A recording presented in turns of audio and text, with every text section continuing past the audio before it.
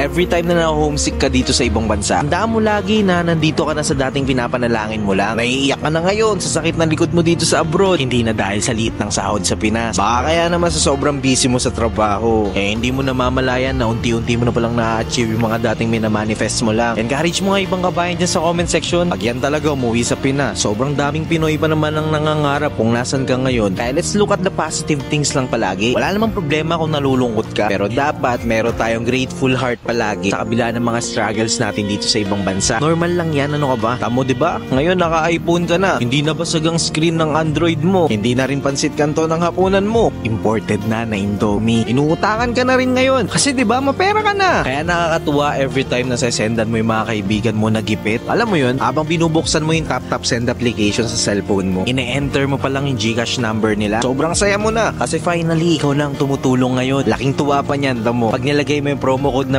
Pinoy, madadagdagan pa ng 390 pesos yung ipapadala mo. Mabilis na, high exchange rates, may bonus pa na 390 pesos dahil sa promo code na Pinoy. If titignan mo naman talaga kabayan, malayo-layo ka pa nga. Pero try mo lumingon sa likod, malulula ka at sobrang layo mo na. Basta wag ka lang mapapagod lumaban. Lakasan mo lang palagi ang loob mo para sa mga taong naniniwala sa'yo. Pag nadapa, umayo. Pag umiyak, di punasan mo. Tapos laban ulit. Kaya mo yan. I-motivate lang natin yung isa't isa. Kaya i-share mo na tong video na to, kabayan.